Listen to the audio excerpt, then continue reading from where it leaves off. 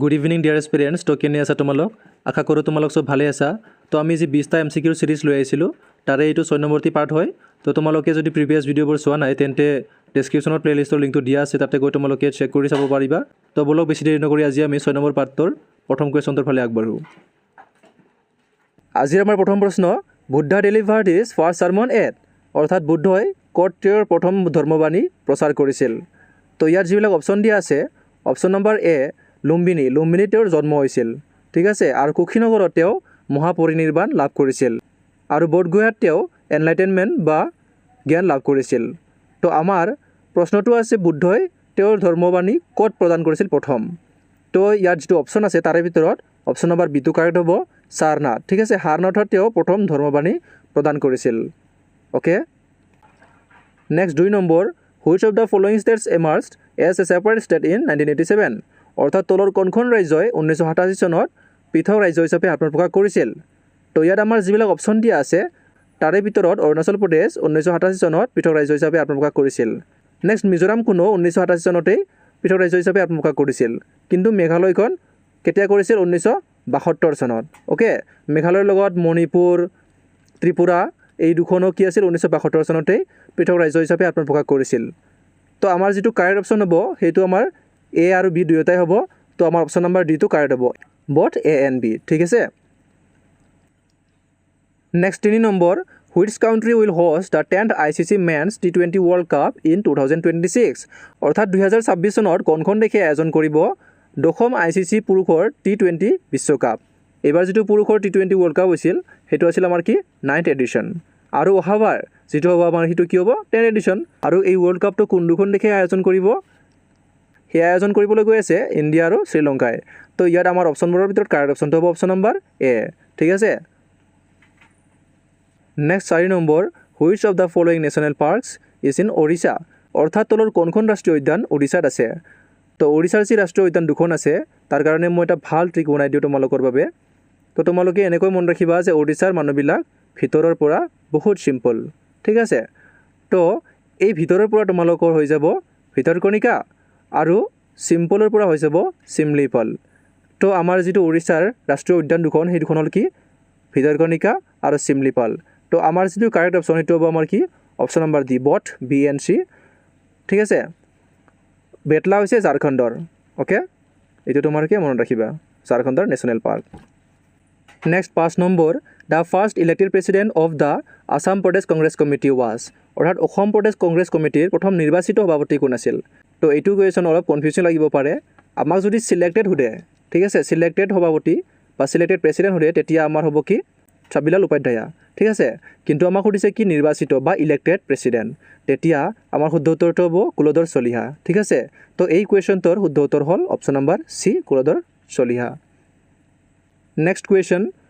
which of the following is the classical dance form of Tamil Nadu অৰ্থাৎ তলৰ কোনটো এইটো তামিলনাডু হ'ব লাগিছিল তামিলনাডুৰ শাস্ত্ৰীয় নৃত্য ঠিক আছে তো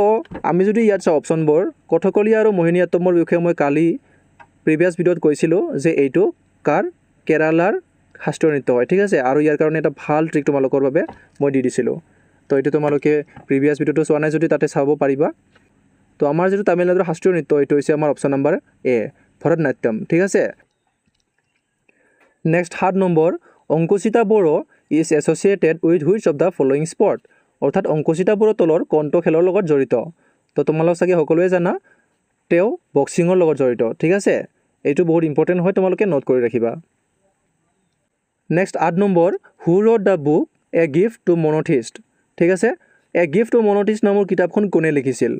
তো ইয়াত আমাৰ যি 4টা অপশ্যন দিয়া আছে তাৰে ভিতৰত কাৰেক্ট অপশ্যনটো হ'ব আমাৰ অপশ্যন নম্বৰ এ ৰাজা ৰামমোহন ৰায় তেওঁৱে লিখিছিল এ গিফ্ট টু মনথিষ্ট আৰু তেওঁ কি সমাজৰ প্ৰতিষ্ঠা কৰিছিল ব্ৰাহ্ম সমাজৰ প্ৰতিষ্ঠা কৰিছিল okay Brahmo Samaj next 9 number the enquiry committee on Jallianwala Bagh massacre was headed by অৰ্থাৎ জালিয়ানৱালাবাগ হত্যাকাণ্ডৰ তদন্ত সমিতি কাৰ নেতৃত্বত আছিল ঠিক আছে তো আমাৰ যিটো জালিয়ানৱালাবাগ মাছাকাৰ হৈছিল এইটো কেতিয়া হৈছিল 1919 চনত হৈছিল যিটো ৰাওলাট এক্ট আহিছিল আৰু সেইটো আমাৰ আনিছিল কোনে লৰ্ড চেমছফৰ্ডে ঠিক আছে তো এইটোতো কাৰেক্ট অপশ্যন হ'ব ওকে এই হত্যাকাণ্ডৰ মূলতে আছিল জেনেৰেল ডায়াৰ ঠিক আছে তো এই হত্যাকাণ্ডৰ যিটো তদন্ত বা আমি ক'ব পাৰোঁ যি এনকুৱাৰী হৈছিল সেই এনকুৱাৰীৰ বাবে যিটো সমিতি আহিছিল সেইটো আছিল আমাৰ হাণ্টাৰৰ নেতৃত্বত ঠিক আছে হাণ্টাৰ কমিশ্যন ওকে এইটো তোমালোকে মন ৰাখিবা next 10 number who gave the slogan सरफरोशी की तमन्ना अब हमारे दिल में है देखना है जोर कितना बाजू ए कातिल में है অৰ্থাৎ কোনে দিছিল এইটো শ্লোগান যে सरफरोशी की तमन्ना अब हमारे दिल में है देखना है जोर कितना बाजू ए कातिल में है ইয়াত যেটো চাৰিটা অপচন দিয়া আছে তাৰে ভিতৰত আসলতে অপচন নম্বৰ সি আৰু ডি আমাৰ অলপ কন্ট্ৰভাৰ্চিৰ নিচিনা হয় তো বহুত ঠাইত আমি ৰামপ্ৰসাদ বিছমিল্লা বুলি পাওঁ কিন্তু মই অলপ ডিটেইলত গৈ চালো যে ইয়াৰ মেইন যেটো ৰচয়িতা আছিল সেইজন আছিল বিছমিল আজিমাবাদী ঠিক আছে তো ইয়াৰ কাৰেক্ট অপচনটো হ'ব আমাৰ option number D Bismil Azimabadi ঠিক আছে তো next 11 number the headquarters of United Nations children's emergency fund is located at অৰ্থাৎ ইয়াতে কুৱেশ্যনটো ভুল দিয়া আছে অসমীয়াটো তো অসমীয়াত হ'ব ইয়াৰ যে যেটো আমাৰ ইউনিসেফ বুলি আমি যাক জানো United Nations children's emergency fund তাৰে যেটো হেডকোৱাৰ্টাৰ বা মুখ্য কাৰ্যালয় সেইটো ক'ৰ অৱস্থিত তো ইয়াত আমাৰ যিবিলাক অপচন দিয়া আছে তাৰে ভিতৰত কাৰেক্ট অপচনটো আমাৰ অপচন নম্বৰ সি নিউয়ৰ্ক ঠিক আছে তো এই যিবিলাক আমাৰ ইউনাইটেড নেশ্যনছ বুলি যদি আৰম্ভ হয় তো তেতিয়া তোমালোকৰ 90% এনসাৰটো কি হ'ব নিউয়ৰ্কই হ'ব ঠিক আছে ইউনাইটেড নেশ্যনছৰে আৰম্ভ হোৱা যিবিলাক অৰ্গেনাইজেশ্যন আছে তাৰে হেডকোৱাৰ্টাৰবিলাক বেছিভাগ কি নিউয়ৰ্কতে দেখা যায় okay next 12 number who is the present education minister of India ভাৰতৰ বৰ্তমানৰ শিক্ষামন্ত্ৰী কোন তো ইয়াত আমাৰ যিবিলাক অপচন আছে তাৰে কাৰেক্ট অপচনটো হ'ব option number D Shri Dharmendra প্ৰধান তাৰে ভিতৰত শ্ৰী গিৰিৰাজ সিং হৈছে মিনিষ্টাৰ অফ টেক্সটাইলছ ঠিক আছে টেক্সটাইলছ আৰু শ্ৰীমতী অন্নপূৰ্ণা দেৱী তেওঁ হৈছে minister of women's and child development আৰু শ্ৰী হৰদীপ সিং পুৰী তেওঁ হৈছে পেট্ৰলিয়াম এণ্ড নেচাৰেল গেছ ঠিক আছে তো আমাৰ কাৰেক্ট অপচনটো কি হ'ব option number D Shri Dharmendra Pradhan is the present education minister of India next 13 number world water day is celebrated on অৰ্থাৎ বিশ্ব জল দিৱস কেতিয়া উদযাপন কৰা হয়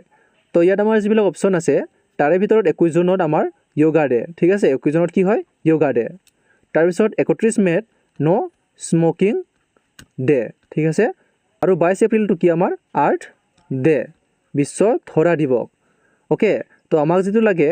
বিশ্ব জল দিৱস সেইটো হৈছে আমাৰ অপচন নম্বৰ সি কাৰেক্ট হ'ব 22 মাৰ্চত আমাৰ ৱাটাৰ ডে উদযাপন কৰা হয় okay next 14 number who was the temporary president of constitution assembly অৰ্থাৎ সংবিধান সভাৰ অস্থায়ী সভাপতি কোন আছিল তো ইয়াত আমাৰ যি অপচন দিয়া আছে তাৰে ভিতৰত ডক্টৰ ৰাজেন্দ্ৰ প্ৰসাদ হৈছে আমাৰ স্থায়ী সভাপতি আছিল ঠিক আছে পাৰ্মানেণ্ট প্ৰেছিডেণ্ট ওকে আৰু হৰেন্দ্ৰ কুমাৰ মুখাৰ্জী আছিল ভাইচ প্ৰেছিডেণ্ট তো আমাক যেটো লাগে সংবিধান সভাৰ অস্থায়ী সভাপতি কোন আছিল সেইটো হ'ব আমাৰ option number C doctor Sachchidananda Sinha তেওঁ আছিল সংবিধান সভাৰ temporary president okay next 15 number which article of the constitution of India prohibit social discrimination অৰ্থাৎ ভাৰতীয় সংবিধানৰ কোনটো অনুচ্ছেদে সামাজিক বৈষম্য নিষিদ্ধ কৰিছে তো আমাক যিবিলাক অপচন দিয়া আছে তাৰে ভিতৰত 14 নম্বৰ আৰ্টিকলে আমাক কি দিয়ে ইকুৱেলিটি বিফৰ ল আৰু 17 নম্বৰ আৰ্টিকলে কাৰ বিষয়ে কয় এগেইনষ্ট আনটাচেবিলিটি অৰ্থাৎ অস্পৃশ্যতাৰ বিৰুদ্ধে যি অধিকাৰ সেইটো 17 নম্বৰ আৰ্টিকলত কোৱা আছে নেক্সট 23 নম্বৰত আমাক কোৱা হৈছে যেটো আমাৰ এক্সপ্লইটেশ্যন বুলি ক'ব পাৰোঁ 23 আৰু 24 তাতে এক্সপ্লইটেশ্যনৰ বিৰুদ্ধে কোৱা আছে তো আমাৰ প্ৰশ্নটো হৈছে সামাজিক বৈষম্যৰ বিৰুদ্ধে যেটো আৰ্টিকল সেইটো কোনটো সেইটো হ'ব আমাৰ অপচন নম্বৰ বি আৰ্টিকল 15 টো আমাৰ কাৰেক্ট হ'ব ইয়াত আমাক ধৰ্ম বৰ্ণ লিংগ নিৰ্বিশেষে যি সামাজিক বৈষম্য আছে তাৰ বিৰুদ্ধিতা কৰাৰ যেটো অধিকাৰ সেইটো হৈছে আৰ্টিকল 15 ঠিক আছে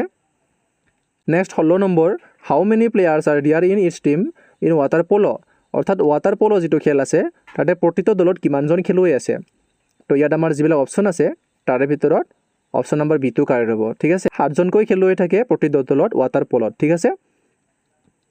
next 17 number who was the first Assamese to win the Saraswati award অৰ্থাৎ সৰস্বতী বঁটা লাভ কৰা প্ৰথম অসমীয়া কোন আছিল তো ইয়াত আমাৰ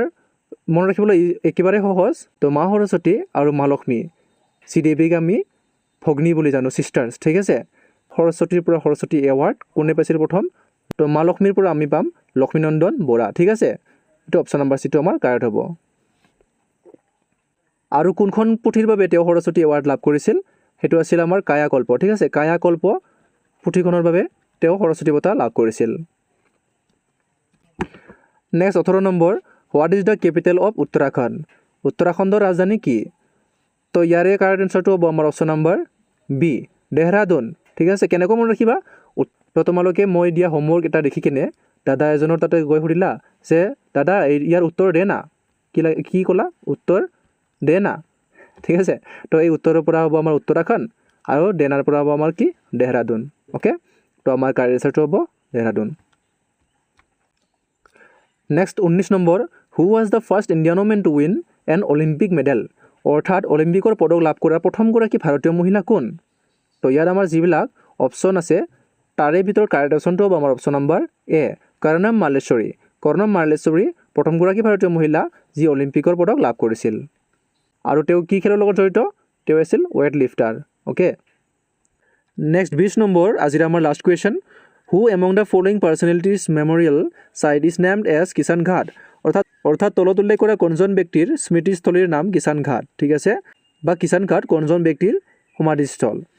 তো ইয়াত আমাৰ যি অপশ্যন দিয়া আছে তাৰে ভিতৰত কাৰেক্ট অপশ্যনটো হ'ব আমাৰ option number B Chaudhary Charan Singh ঠিক আছে তো স্বৰ্গীয় চৌধাৰী চৰণ সিং দেৱৰ স্মৃতিস্থলীৰ নাম হৈছে কিষাণ ঘাট বা সমাধিস্থল ওকে তো লাল বাহাদুৰ শাস্ত্ৰী দেৱৰ যিটো সমাধিস্থল সেইটো হৈছে বিজয় ঘাট ওকে তাৰপিছত মোৰাৰজী দেশাই দেৱৰ যিটো হৈছে সেইটো হৈছে অভয় ঘাট আৰু সঞ্জয় গান্ধী দেৱৰ যিটো হৈছে সেইটো হৈছে শান্তিবন তো কিষাণ ঘাট বিজয় ঘাট আৰু শান্তিবন দিল্লীত আছে আৰু অভয় ঘাট আছে ক'ত আহমেদাবাদত ঠিক আছে আহমেদাবাদ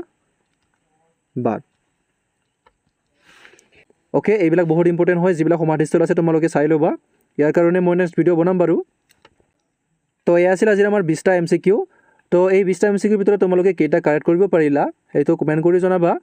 আৰু ভিডিঅ'টো ভাল লাগিছে যদি বন্ধু বান্ধৱীৰ লগত শ্বেয়াৰ কৰিবা আৰু চেনেলটো ছাবস্ক্ৰাইব কৰি ল'বা যাতে নেক্সট ভিডিঅ'ৰ নটিফিকেশ্যন সোনকালে পাই যোৱা তো কাইলৈ আকৌ 7:30 বজাত লগ পোৱাৰ আশাৰে আমি আজি ভিডিঅ'টো ইমানতে সামৰণি মাৰিলোঁ ভিডিঅ'টো শেষলৈকে চোৱাৰ বাবে আপোনালোকক অশেষ ধন্যবাদ থাকিল